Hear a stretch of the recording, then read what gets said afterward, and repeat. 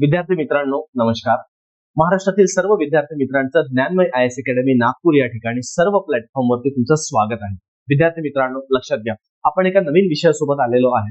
हा विषय असा असणार आहे की बऱ्याच दिवसापासून जे चाललेलं होतं की MPSC कधी जाहीर करणार की आपल्या पुढच्या परीक्षा आम्ही कधी घेणार, कारण सरळ सेवा TCS ह्या ज्या परीक्षा होत्या TCSच्या माध्यमातून घेणार, तर ह्या घेणार की नाही घेणार सारखं चाललेलं असतं सोशल मीडियावरती. हे येणार ते येणार, ही जाहिरात येणार, पण याला कुठेही बळी पडू नका. कारण की महाराष्ट्र लोकसेवा आयोगाने सुद्धा स्वीकारलेला आहे. अर्थसंकल्पीय अधिवेशनामध्ये फडणवीस साहेबांनी पण बोललेलं आहे आणि त्याच मागच्या 2000 म्हणजे ऑक्टोबर 2025च्या तुम्हाला एक जिहार पण दिलेला आहे की त्यामध्ये सर्व त्यांनी दिलेलं आहे क्लिअर की आम्ही कुठल्या कुठल्या परीक्षा घेणार आहे, म्हणजे कशा पद्धतीने असणार आहे. हे सर्व जर समजा लोकसेवा आयोग एका पद्धतीने जर समजा काम करत असेल, त्यांचं एक एक स्टेप बाय स्टेप काम चाललेलं असेल, तर आपला पण अभ्यास त्याच पद्धतीने जायला हवा ना रे. का तर जर समजा आपण एक TCS पद्धतीने मार्केटमध्ये दिसतंय सर्व काही जिकडे बघाल तिकडे ते वातावरण झालेलं आहे, पण तसं नव्हता. शांत डोक्याने शांत मनाने जर तुम्ही विचार करा, तुम्हाला आज नाही येणार, येत्या 2 महिन्यांनी 3 महिन्यांनी जाहिरात येणार, 5 महिन्यांनी जाहिरात येईल, पण आपल्या जीवाला स्वतःला हे विचारा, माझा अभ्यास पूर्ण झाला आहे का? जर माझा अभ्यास पूर्ण झालेला नसेल तर हेच स्वतःच्या जीवाला की स्वतःच्या मनाशी एकच लक्षात घ्या की ही अभ्यासाची वेळ आलेली आहे की वातावरण शांत आहे. ते शांततेच्या काळात जास्त अभ्यास करावा लागतो, त्याच पद्धतीने करा तुम्हाला, म्हणजेच पेपरच्या काळामध्ये कमी मेहनत करावी लागणार आहे. हा एक नियतीचा काळ चाललेला असतो, तर त्याच पद्धतीने लक्षात ठेवा की हेच तुम्हाला. आणि आयोग काय करत असतं की प्रत्येक वेळी तुम्हाला अपडेट देत राहतो. आपण त्या गोष्टींनी जात नाही किंवा आपण त्या गोष्टीला मान्य करत नाही, तो पार्ट वेगळा आलेला असतो. पण जर समजा तुम्ही जर बघितलं तर तुम्हाला स्पष्ट दिसतंय. आता हे जे आपण आलेलं आहे हे तुम्ही बघत आहे बोर्डवरती, हे आता लक्षात घ्या 3 फेब्रुवारी 2026 रोजी, म्हणजे आता 1-2 दिवसापूर्वी तुम्हाला ही पेपरला आलेली न्यूज आहे. आता ह्या बातमीमध्ये काय सांगितलेलं असेल, म्हणजे आयोग बघा, आपण चाललेलं होतं मागे एक व्हिडिओ पण टाकलेला आहे, तुम्ही बघा की केरळच्या आयोगावरती शासन का बरं भरती घेत नाही, भरती करत नाही. तर हे लक्षात ठेवा, केरळला का बरं फॉलो करत नाही केरळ लोकसेवा आयोगाला. तर लक्षात घ्या विद्यार्थी मित्रांनो, आता महाराष्ट्र लोकसेवा आयोगाची जी टीम आहे किंवा ज्या पद्धतीने आपले सदस्य अध्यक्ष हे सर्वांचं एक उत्तर प्रदेश लोकसेवा आयोग आणि केरळ लोकसेवा आयोग ह्या दोन्हीच्या माध्यमातून एक मध्यबिंदू कसा साधता येईल, दोन्ही लोकसेवा आयोगाचा अंदाज घेऊन अभ्यास करून त्यावरती कशा पद्धतीने तोडगा काढता येईल आणि कसं त्यांना काम करता येईल यावरती काम चाललेलं आहे. म्हणून लोकसेवा आयोगाचं काम तिकडे चाललेलं आहे, पण इकडे आपल्या कामाचं काय आहे, आपला अभ्यास कुठपर्यंत आलेला आहे की अजूनही आपण तेच बघत आलेलो आहे. TCS IBPS असं करत चाललेलं आहे का? तर हे नका, ही सर्वात घोड चूक असणार आहे. कारण जो विद्यार्थी नव्याने अभ्यास करणारा आहे तो अजूनही एक गोंधळाच्या परिस्थितीमध्ये आहे की मग मी MPSCचा अभ्यास सुरू करायचं की आम्ही सरळ सेवेचा अभ्यास सुरू करायचं. तर विद्यार्थी मित्रांनो, सर्वात महत्वाचं मी एक सांगेल की MPSCच्या कंबाईनची तयारी सुरू करा, म्हणजेच तुम्हाला ज्या काही सरळ सेवेच्या परीक्षा आता आयोगामार्फत घेण्यात येणार आहे त्यामध्ये तुमचं कुठेही वेगळं करण्यात येणार नाही. फक्त एवढंच होणार की एखादी विषय मागे पुढे होईल, पण विषय तेच राहणार. GS काय वेगळं विचारणार आहेत का रे? History, geography, polity, economics, science जेव्हा महाराष्ट्र लोकसेवा आयोग स्थापन झाला तेव्हापासून तेच विषय आहे, फक्त पद्धती बदलत आलेल्या आहे. विषयांची एक जे मार्कसाठी किंवा गुणांची जे पडताळणी असते ते कमी जास्त केलेलं आहे, तर त्यामध्ये बदल केलेला नाही. इंग्लिश मराठी काही बदललेला आहे एवढंच. का पूर्वचा मुख्याला गेला, मुख्यचा पूर्वाला येऊ शकेल, एवढंच कमी असतं. तर शेवटी काही आयोगाच्या हातामध्ये, आयोग अभ्यासाची पद्धती कशा पद्धतीने तुम्हाला दाखवेल किंवा कशा पद्धतीने देईल ते शेवटी मान्य करावे लागेल. मग त्यामध्ये कशा पद्धतीने करेल ते सर्व त्यांच्या हातात आहे. आपण त्यावरची मी काय कोणीही बोलू शकणार नाही की आयोग कशा पद्धतीने घेईल, फक्त घेणार हे महत्वाचं आहे. आणि जो विद्यार्थी कंबाईनचा अभ्यास करणार आहे किंवा जो करत आलेला आहे त्यासाठी ती संधी असणार आहे. आणि नवीन विद्यार्थी ते जाहिरात आल्यानंतर ज्यावेळेस ते कामाला लागेल ना त्यांच्यासाठी ते संकट असणार आहे. म्हणून एकाचं संकट तर एकाची संधी. म्हणून आज वेळ आहे तुमच्याकडे, आजपासून कामाला लागा. कारण आयोग कामाला लागलेला आहे, पण आपलं काय आहे, आपलं काहीच नाही. आपण त्याच चर्चेमध्ये पडलेलो आहे, म्हणून चर्चेत पडू नका. तर सरळ आपली चर्चा हे रिझल्ट नंतर व्हायला पाहिजे, विनाकारण आज चर्चा व्हायला नको. आलं लक्षात? त्या अनुषंगाने पुढे जाण्याचा प्रयत्न करा आणि एकदम स्वतःवर विश्वास ठेवा रे, आणि बिनधास्त कंबाईनच्या तयारीला लागा. तुम्ही आहे त्या ठिकाणी करा अभ्यास. 100% सांगतो ना, तुमचंच यश राहणार आहे 2026ला. फक्त संधी कशी येईल ना हे माहिती राहणार नाही, पण संधीला हे आपल्याला खडता आलं पाहिजे. म्हणून त्या अनुषंगाने बघा, आता हे न्यूज काय सांगतं आपल्याला, त्या अनुषंगाने आपण एक अंदाज घेण्याचा प्रयत्न करू. हे तुमच्या समोर अपडेट मी देतोय की कोणी काही पण अफवा राहू द्या, कोणी काही पण तिकडे सांगू द्या, पण ह्या गोष्टी इकडे चाललेल्या आहेत. तर हे जसेच्या तशी न्यूज तुमच्या समोर येत आहे. प्रत्येकाने 3 तारखेचा न्यूजपेपरला एक नागपूरचं जे पेज आहे त्यावरती जायचं, त्यावरती तुम्हाला ह्या सर्व अपडेट आलेल्या आहेत. ठीक आहे, तर त्यामध्ये बघा आता बघा त्यांनी काय म्हटलेलं आहे, एमपीएससी मध्ये मोठ्या बदलाचे संकेत. केरळ नंतर आता उत्तर प्रदेश लोकसेवा आयोगाच्या भेटीमध्ये दडले तरी काय, म्हणजे त्यांनी असं म्हटलेलं आहे, केरळच्या पण आयोगाची त्यांनी अभ्यास केलेला आहे आणि आता उत्तर प्रदेशच्या आयोगाचा अभ्यास. मग या अनुषंगामधून आता ते पुढे काम करेलच, कसं करायचंय ते आलं लक्षात. पुढे बघा निर्णय कसा घेता येईल त्यांचा तो उद्देश चाललेला आहे. पुढे आता त्यांनी म्हटलंय बघा, महाराष्ट्र लोकसेवा आयोगामध्ये पकडलेल्या परीक्षा निकाल मुलाखती आता हे नेहमीचेच बाब झाले. ठीक आहे, त्यामध्ये म्हटलेलं त्यांनी की यावर तोडगा काढण्यासाठी आयोगाकडून विविध प्रयत्न केले जात आहेत. म्हणजे त्यामध्ये होणारे जे भरतीमध्ये गैरप्रकार आहेत त्यामध्ये तोडगा कसा काढायचा, म्हणजेच कुठला जो सरळ सेवेमध्ये झालेला होता हे सर्व गैरप्रकार हा प्रत्येक विद्यार्थ्यांनी ज्या विद्यार्थ्यांनी फॉर्म भरलेला आहे, परीक्षा दिली त्यांनी स्वतः अनुभवलेला आहेच, बरोबर. तर त्यावरून त्यांनी म्हटलेलं आहे सरळ सेवा भरतीमध्ये होणारे गैरप्रकार त्यानंतर लक्षात ठेवा रोखण्यासाठी सर्व परीक्षा महाराष्ट्र लोकसेवा आयोगामार्फत घ्या अशी अनेक वर्षापासून विद्यार्थ्यांची मागणी होती आणि ते आहेच. हे तुमचा आपला अधिकार आहे, आपण करतच आलेलो होतो सर्वजण. ठीक आहे, मागणी मुख्यमंत्री देवेंद्र फडणवीस साहेब यांनी मान्य पण केलेली आहे. आणि कधी, तर हे 2025च्या अर्थसंकल्पीय अधिवेशनामध्ये फरवरी मार्चच्या दरम्यान. बरं, युट्यूबला व्हिडिओ आहे, एकदा नक्की बघा, तुम्हाला त्यांनी काय बोललेलं आहे ते दिलेलं आहे. आयोगाचे शिष्टमंडळाने केरळ लोकसेवा बघा आयोगाला भेट दिली व अभ्यास दौऱ्यात सकारात्मक चर्चा झाली. याचा अर्थ ते कुठेतरी सकारात्मक विचार करत आहेत. भविष्यात म्हणजे केरळ लोकसेवा आयोगच्या धर्तीवर एमपीएससी मार्फत राज्यातील सर्व परीक्षा होणार अशी चर्चा पुढे आली. झाले. त्यानंतर आता उत्तर प्रदेश लोकसेवा आयोगाच्या अध्यक्षांनी एमपीएससी मुंबई कार्यालयाला भेट दिली. यावेळी आयोगाचे प्रभारी अध्यक्ष वाघ साहेब यांनी त्याचे स्वागत केले असं दाखवलेलं आहे, बरोबर. म्हणजे बघा दोनही आयोग, आज केरळ राज्य म्हटलं तर साक्षर राज्य आलेलं आहे आणि उत्तर प्रदेश म्हटलं तर अति लोकसंख्या असणारं राज्य आलेलं आहे, म्हणजे सर्वाधिक लोकसंख्या. म्हणजे त्यामधूनच मग आता पुढे एक मध्यबिंदू कसा साधता की जास्तीत जास्त लोकसंख्या त्या पद्धतीने की तिथला आयोग काय काम करतं, कशा पद्धतीने काम करतं, त्यांची रणनीती काय असतात आणि केरळची रणनीती सुद्धा कशा पद्धतीने आलेली. मग आता महाराष्ट्र लोकसेवा आयोग करेल काम त्यावरती. ठीक आहे, पुढे बघू आता त्यांनी परत काय म्हटलंय, सरकारच्या विविध खात्यांमधील वर्ग 2 व 3 ची पदे, हे महत्वाचं आहे. सरकारच्या विविध खात्यांमधील वर्ग 2 व 3 ची पदे हे आपण आता भरवण्यात याचं चाललेलं आहे. आणि सुरुवातीला कसं होत होतं की महापोर्टलद्वारे भरल्या जात होती, म्हणजे 2018-19 कोविडच्या आधी. त्यानंतर तोतया उमेदवार गुणांमध्ये फेरफार जे काय नंतर त्यानंतर महाआयटी तर्फे कंपन्यांना काम देण्यात आलेले.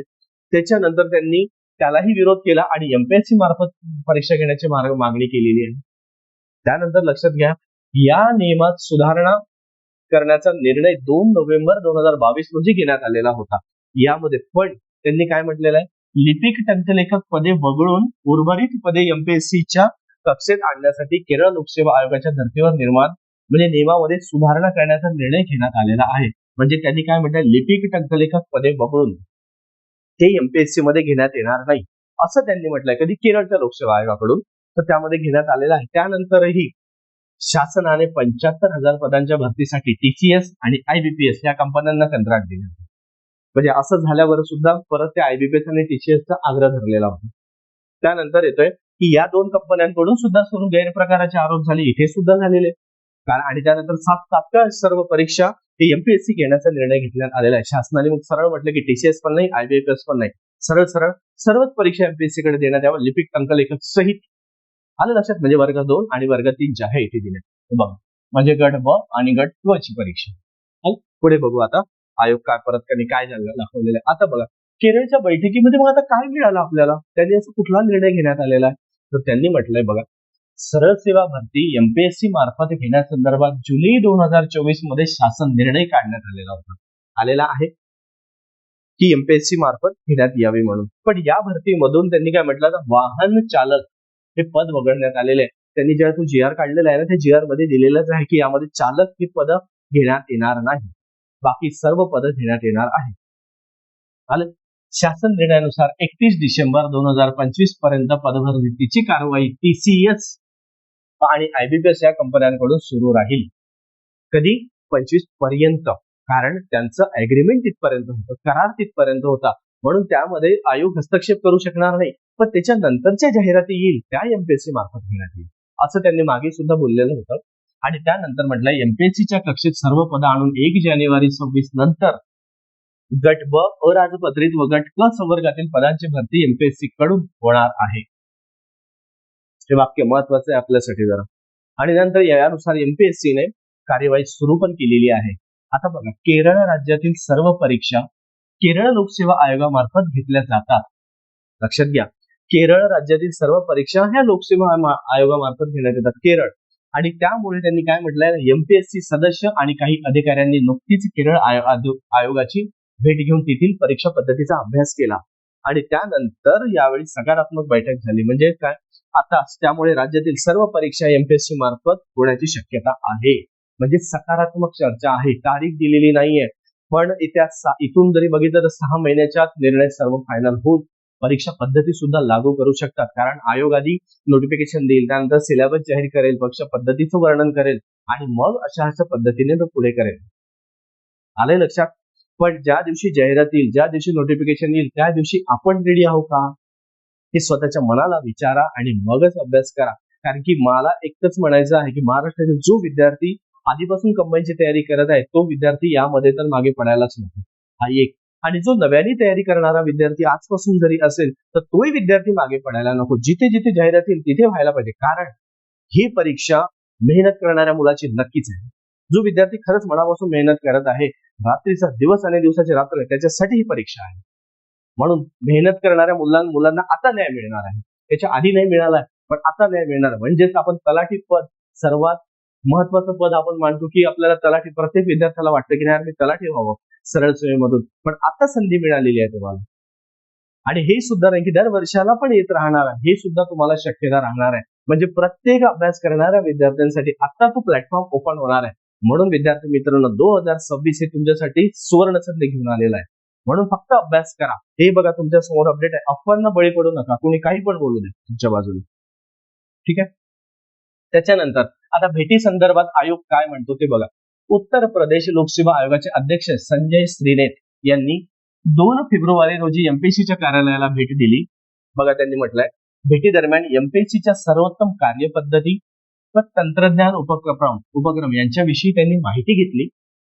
आयोगाचे अध्यक्ष डॉक्टर अभय वाघ, सदस्य राजीव निबतकर, महेंद्र वारगुर या सर्वांनी काय केलेलं आहे, महासचिव आयोगातील अधिकाऱ्यांशी संपर्क केला असता त्यांनी ही परीक्षा पद्धती गोपनीय बाब असल्याने तुर्तास प्रतिक्रिया, म्हणजे त्यांनी कशावरती चर्चा केला, कशी पद्धती असणार हे गोपनीय बाब यावरती त्यांनी चर्चा केलेल्या नाहीये. फक्त भेटीसाठी आले आणि त्यांच्याकडून ज्या तंत्रज्ञान आहे, उपक्रम आहे, ह्या गोष्टी समजून घेण्याचा प्रयत्न केलेला आहे. म्हणून विद्यार्थी मित्रांनो, आलं इथपर्यंत लक्षात आलं. म्हणजेच काय, तुमच्या समोर हे लक्षात राहतं की आता पुढची परीक्षा रणनीती कशी असणार आहे. मग आता तुम्ही त्यावरती कसं त्यांनी पुढे निर्णय घेणार आणि कशा पद्धतीने तुमचं काम करणार हे तर आता आयोगाचं काम असतं. पण आता आपलं काम कसं असणार आहे. म्हणून विद्यार्थी मित्रांनो, कुठल्याही ग्लॅमरकडे जाऊ नका, कुठलंही कमिटमेंट नाही, कुठलाही काहीच काही शब्द नाही. जे आहे ते वास्तविकता स्वीकारा आणि अभ्यासाला लागा. कधीच कुठल्याच व्हिडिओमध्ये किंवा मुलांना मी क्लासमध्ये म्हणा, कधीच कुठलंही ग्लॅमर देत नाही, कुठलाही कमिटमेंट नाही. जे आहे ते वास्तविकता आहे, त्याच्या पलीकडे काहीही आलेलं नसतं. जर याच्या पलीकडे जर समजा तुम्ही जाऊन कोणी तुम्हाला बळी पाडत आहे किंवा विनाकारण अफवांचा बळी पडू नका. जे आपल्या समोर आलेलं आहे ते आहे. म्हणून आयोग वेळोवेळी आपल्याला अपडेट देत राहतं. त्या अपडेटला आपण बळी न पडता त्या आवर्जून वाचा आणि त्या गोष्टीला जर पुढे जाण्याचा प्रयत्न करा आणि विचार करा की पुढच्या परीक्षेची माझी रणनीती कशी असायला पाहिजे. आजपासून बघता बघता 2026चा 1 महिना उलटला, दुसरा महिना सुरू झालेला आहे. म्हणजे आजपासून जरी विचार केला, आपल्याकडे फक्त 11 महिने आहेत. मग 11 महिन्याच्या हिशोबाने म्हटलं तर तुम्हाला ते रणनीती आखता येतं आणि त्या गोष्टींनी तुम्हाला समजता येतं. आलं लक्षात. म्हणून ज्या विद्यार्थ्यांना असं वाटत असेल पुढे की आता अभ्यास कसा करायचा, काय करायचा, पुढे काय वाचायला पाहिजे, काय नाही वाचायला पाहिजे, तर त्याकरिता विद्यार्थी मित्रांनो लक्षात घ्या, आपण एक निर्धार बॅच सुरू केलेली आहे. ही बॅच ऑनलाईन आणि ऑफलाईन दोन्ही मोडमध्ये आहे. ऑनलाईनची फीस फक्त आपण 4,999 मध्ये तुम्हाला पूर्ण बॅच मिळणार आहे. 1 वर्ष ते 1.5 वर्षापेक्षा जास्तच तुम्हाला व्हॅलिडिटी राहणार आहे. पूर्ण बॅच ही ऑफलाईनच बॅच आपण ऑनलाईन पद्धतीने देतोय. म्हणजे यामध्ये कुठल्याही पद्धतीने तुम्हाला असं वेगळं देण्यात येणार नाहीये. प्रत्येक मुद्दा, प्रत्येक पॉईंट तुम्हाला समजून सांगलं जाणार आहे. जीएस हा स्पष्ट मी घेतोय आणि त्याच नंतर जर म्हणाल तर तुमचं जे मराठी, इंग्लिश आणि गणितचा पाठ हा वेगळ्या टीचरकडून शिकवला जाणार. म्हणून प्रत्येक विद्यार्थ्यांनी करण्यासारखी ही बॅच आहे. प्रत्येकाने करा ज्याला वाटत असेल त्यांनी, कारण ही ऑफलाईन पण बॅच आहे आणि ऑनलाईन पण बॅच आहे. ते ऑफलाईनच आपण ऑनलाईन स्वरूपात देतोय. आता यामध्ये सर्व नोट्स तुम्हाला क्लासमध्येच देण्यात येत आहे. पाठ्यपुस्तकाचा बेसिक पाठ्यपुस्तकाचा संदर्भ कुठला प्रश्न कुठल्या पेज नंबर पासून आलेला आहे तितकं आपण डिटेलमध्ये सांगतोय. त्यामध्ये प्रत्येक मुद्दा तुम्हाला एक्सप्लेन केला जातोय. मागील प्रश्न नाही सुटले ना विद्यार्थी मित्रांनो, परत परत विचारायचं, कमेंट्स करायचे, फोन करून विचारायचं खाली दिलेल्या नंबरवरती. तुमचे मागचे प्रश्न सुटणार हे 100% सांगतो तुम्हाला. जेवढे काही पीवायक्यू आले लास्ट 10 इयर पासून ते सर्व सुटणार आणि तेच नाही तर पुढचे पण प्रश्न सुटणार. इतके डिटेल आणि सखोलपणे घेणार. कुठलंही पुस्तक तुम्हाला वाचायची गरजच पडणार नाही. हा माझा शब्द आहे. आले लक्षात? फक्त पीवायक्यू वाचायचं, तेवढं बारकाईने देण्याचा प्रयत्न करणार. आणि लक्षात घ्या, ही बॅच लाईव्ह आणि रेकॉर्डेड स्वरूपात राहणार आहे. लाईव्ह पण आहे आणि रेकॉर्डेड स्वरूपात आहे. म्हणून ज्या विद्यार्थ्यांना वाटतं त्यांनी काय करायचं, ही अप्लिकेशन दिलेली आहे ज्ञानमय एज्युकेशन नागपूर, प्ले स्टोअरला जाऊन इन्स्टॉल करा आणि त्यामध्ये तुम्हाला सरळ ती बॅच दिलेली आहे, ती बॅच जॉईन करा. काही अडचणी आल्यास खाली दिलेल्या नंबरवरती नक्की संपर्क साधा. तुमच्या अडचणींचं निरसन केलं जाईल. प्रत्येकाने करण्यासारखी ही बॅच आहे. ही बॅच सुरू झालेली आहे. त्यामुळे ज्या विद्यार्थ्यांपर्यंत हा व्हिडिओ पोहोचलेला आहे त्या विद्यार्थ्यांनी नक्कीच त्यांचा लाभ घेण्याचा प्रयत्न करा आणि ज्या आपल्या मित्रमैत्रिणींपर्यंत सुद्धा पोहोचवण्याचा प्रयत्न करा की ज्याला गरजू आहे, ज्या विद्यार्थ्यांना वाटतं त्या विद्यार्थ्यांपर्यंत. ठीक आहे. आणि हा व्हिडिओ ज्या विद्यार्थ्यांमध्ये परत पोहोचलेला असेल आणि ज्यांनीच चॅनलला सबस्क्राईब केलं नसेल त्यांनी नक्की सबस्क्राईब करा, शेअर पण करा आणि लाईक सुद्धा करा. आणि तुम्हाला कसा वाटला व्हिडिओ नक्की खाली कमेंट्सद्वारे कळवण्याचा प्रयत्न करा. तुमच्या दिलेल्या कमेंट्स नेहमी स्वागत असणार आहे. आणि विद्यार्थी मित्रांनो, परत भेटू लवकरच पुढच्या व्हिडिओमध्ये आपण.